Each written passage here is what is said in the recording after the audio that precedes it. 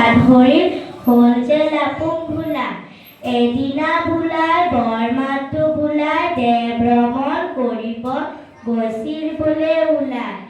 আছিল সেইদিনা বেয়া বতৰ, নাছিল বোলে উৰা মটৰ, হাত দাঙি ৰখাই যাব কুমাৰ ভট্টাচাৰ্য।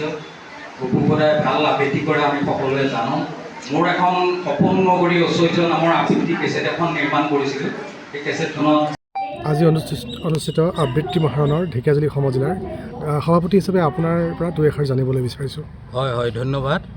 অসম আবৃত্তি আৰু সংস্কৃতি পৰিষদ আবৃত্তিৰ গণমুখিতাৰ কাৰণে আবৃত্তিক এটা পেশাগত ৰূপ প্ৰদানৰ বাবে প্ৰয়াস কৰি অহা এটা অনুষ্ঠান, আৰু এই অনুষ্ঠানটোৰে নৱগঠিত ঢেকীয়াজুলি সমজিলা শাখাৰ উদ্যোগত সমগ্ৰ অসমৰ বিভিন্ন শাখাবিলাকে আয়োজন কৰি অহাৰ দৰে আমি ঢেকীয়াজুলি সমজিলা শাখায়ো আজি আবৃত্তি মহাৰণ শীৰ্ষক প্ৰায় 7টা শাখাৰ এক আবৃত্তি প্ৰতিযোগিতা, একক আবৃত্তি প্ৰতিযোগিতা, স্বনিৰ্বাচিত একক আবৃত্তি প্ৰতিযোগিতাৰ আমি আয়োজন কৰিছোঁ আজি আমাৰ এই বৃহত্তৰ ঢেকীয়াজুলি অঞ্চলৰ ভিন্ন প্ৰান্তৰ পৰা প্ৰতিটো শাখাৰে, ইয়াৰ গজালি শাখা, কিশলয় শাখা, জোনাকী শাখা, প্ৰবীণ শাখা, মুকলি শাখা, এই প্ৰায় প্ৰতিটো শাখাতে আমাৰ আশাব্যঞ্জক প্ৰতিযোগী আহি ইতিমধ্যে অংশগ্ৰহণ কৰিছে। আজি প্ৰতিযোগিতাখন আমি ডক্টৰ ভূপেন হাজৰিকাৰ প্ৰতিচ্ছবিত শ্ৰদ্ধাঞ্জলি জ্ঞাপন কৰি আৰু জনকণ্ঠ জুবিন গাৰ্গৰ প্ৰতিচ্ছবিত শ্ৰদ্ধাঞ্জলি জ্ঞাপন কৰি আমি অনুষ্ঠানটো আৰম্ভ কৰিলোঁ।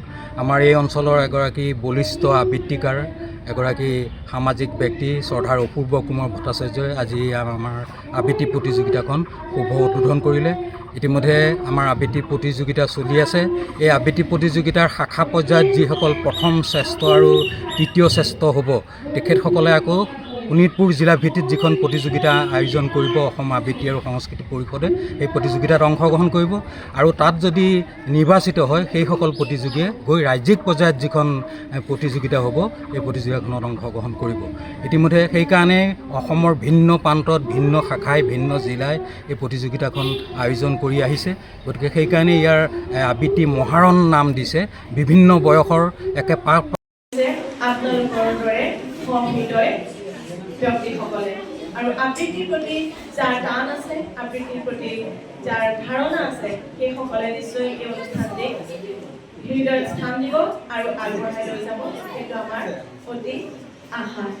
গতিকে সকলোৱে জানে এটা কবিতা পূৰ্ণতা প্ৰাপ্ত হ'বলৈ হ'লে আবৃত্তিৰ কিমান গুৰুত্ব আছে। আবৃত্তিয়ে কবিতাটোক প্ৰাণ প্ৰতিষ্ঠা কৰে। খনিকৰে যেনেকৈ এটা মূৰ্তি বনায় কিন্তু প্ৰাণ প্ৰতিষ্ঠা কৰাত বহুখিনি কষ্ট কৰিব লগা হয়, ঠিক তেনেকৈ আবৃত্তিটো প্ৰাণ প্ৰতিষ্ঠা কৰাৰ ক্ষেত্ৰত কিন্তু আবৃত্তিকাৰৰ মহিমা অপাৰ। আৰু আবৃত্তিক শব্দ, উচ্চাৰণ আৰু সহৃদয়তাৰে অনুভৱ কৰি যদি আবৃত্তি কৰা যায়, আবৃত্তিৰ ভাৱ প্ৰকাশ পায়। দুটামান আলু পাপৰ আছিল বোলে, আঙঠাত শেকচোন আচাৰ ওলাব পাৰে, বিচাৰিলে চুপ কোন, ৰৌ মাছ ভজা আছে।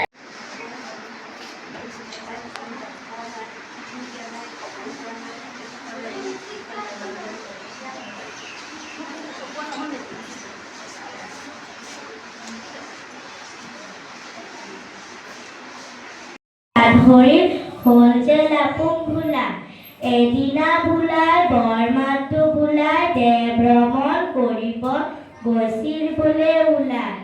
আছিল সেইদিনা বেয়া বতৰ, নাছিল বোলে উৰা মটৰ, হাত দাঙি ৰখাই যাব বঢ়াৰ মাধৱ শ্ৰী গুৰুজনালৈ ভক্তি ভৰা সেৱা জনায়। ইয়াৰ পিছতেই অসম আবৃত্তি আৰু সংস্কৃতি পৰিষদৰ ঢেকীয়াজুলি সমজিলা শাখাৰ উদ্যোগত আজি অনুষ্ঠিত কৰা আবৃত্তি প্ৰতিযোগিতাৰ এই আবৃত্তি মহাৰণৰ শুভাৰম্ভৰ পূৰ্বেই অসমীয়া সংস্কৃতি এক নব্যৰূপেৰে বিশ্বৰ দৰবাৰত প্ৰতিষ্ঠা পোকটোৰ সেই উপন্দা পেটটো ফালিবলৈ ধৰে। পোকে খালে ভয়, ক'লে তাক তোৰ ক'লে খাই ভুল কৰিলো মই। চাওঁ তোমাৰ মুখ উইহাপুলৰ তলতেই যেন ক'ত গ'ল আজিৰ প্ৰজন্মৰ জ্বলন্ত আগ্নেয়গিৰি। সেই মহান যুগনায়ক তোমাৰ শাশ্বত সত্যৰ কলিতাৰ ধমনীয়ে দিয়েই ইপাৰৰ পৰা সিপাৰলৈ অতিক্ৰমিব পৰা এটা ৰাজআলি বান্ধি দিয়া। মাজেদি বৈ থাকিব তেজোদীপ্ত নৈ।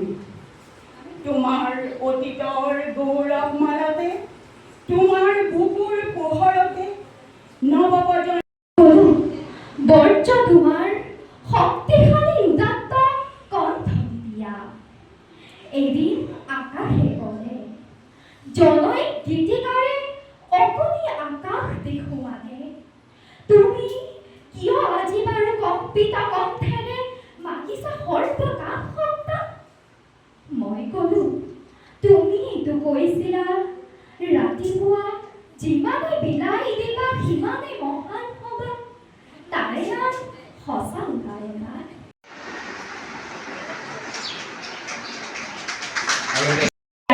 বৰ্ণজিনী মই শুনো দিনী দিনী বিশ্ব জনতাৰ এক অপূৰ্ব সংগীত।